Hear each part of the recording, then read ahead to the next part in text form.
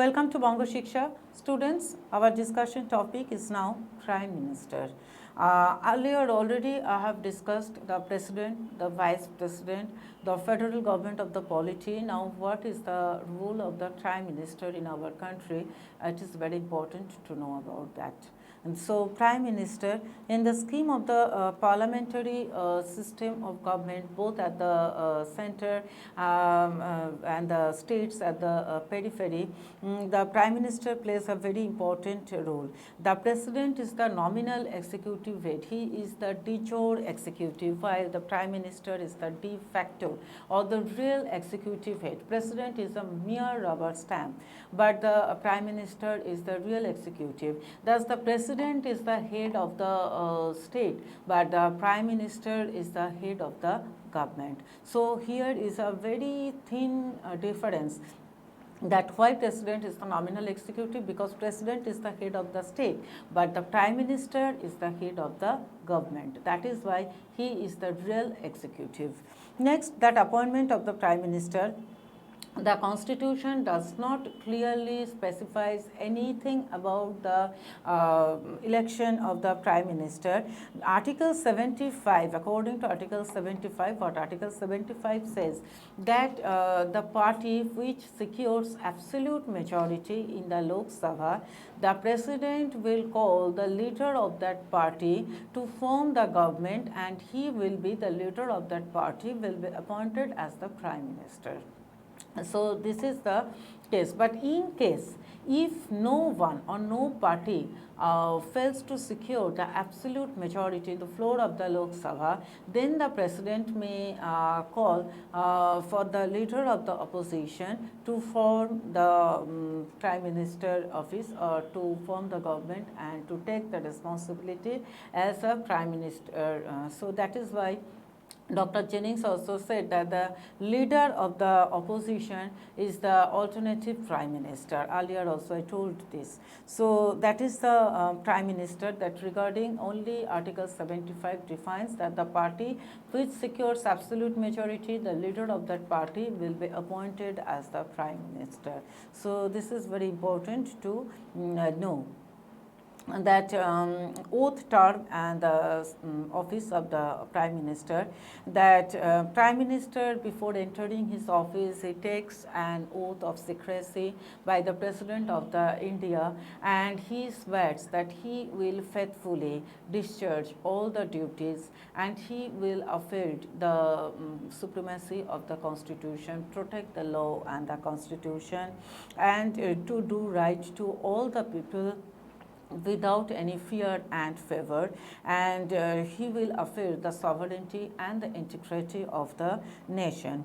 The term of the Prime Minister is not fixed by the Constitution, that Prime Minister is elected for this specific times.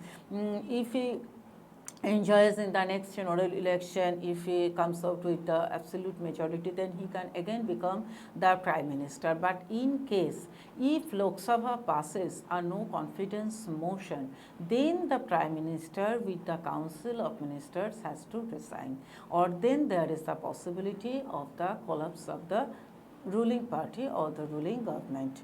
So this is the oath and term. Next, powers and functions of the Prime Minister.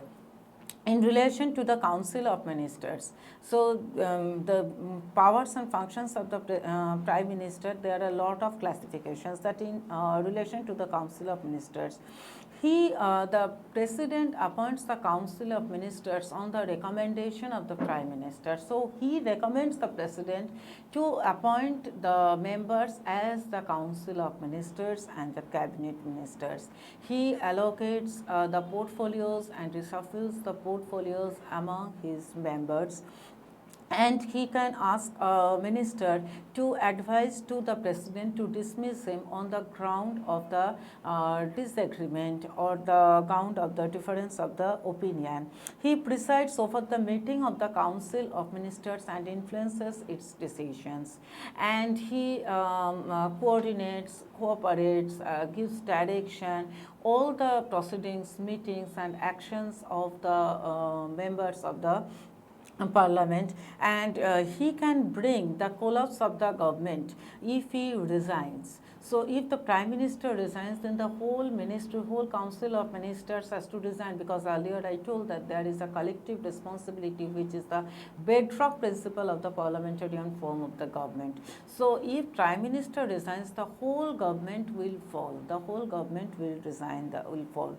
Next, the power and functions of the Prime Minister in relation to the President. What happens there?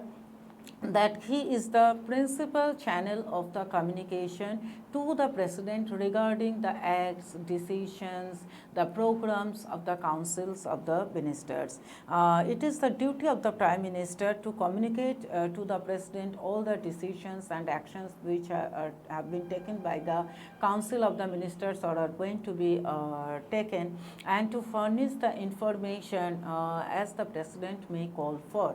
So this is the powers and functions of in relation to the President. Next, in relation to the Parliament. So I have discussed that relation to the Council of Ministers. Next, I have discussed his powers in relation to the President. Next, in relation to the Parliament.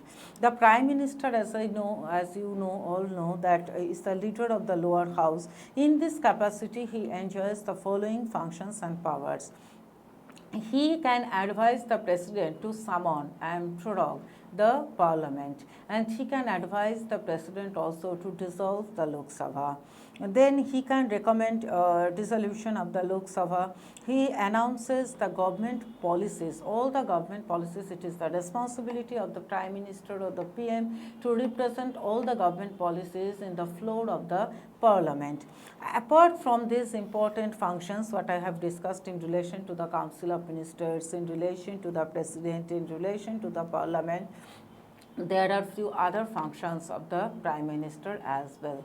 What are those? That he acts as the chairman of the Niti Aayog and also the Interstate Council and the National Water Resources Council and some other bodies. He plays an important role in shaping and formulating the foreign policies of the country.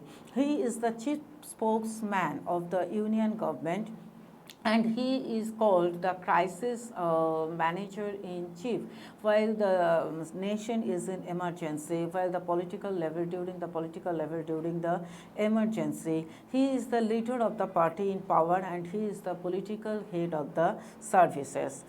So this is that what are the powers and functions of the Prime Minister. Next, relationship of the President, what I have discussed right now, but with the constitutional reference, that Article 74, which says that there shall be a council of ministers headed by the Prime Minister, who will aid and advise the President, and this advice tendered by the Council of Ministers headed by the Prime Minister is binding on the President. Next, the Prime Minister, Article 75, shall be appointed by the President, and other ministers also shall be appointed by the President, but on the recommendation of the Prime Minister. Article 78, that it shall be the duty of the Prime Minister to communicate to the President all the decisions, all the actions, policies of the Council of Ministers, to furnish information to whatever the President may call for. So this is all about the Prime Minister. Thank you. I hope you all understand.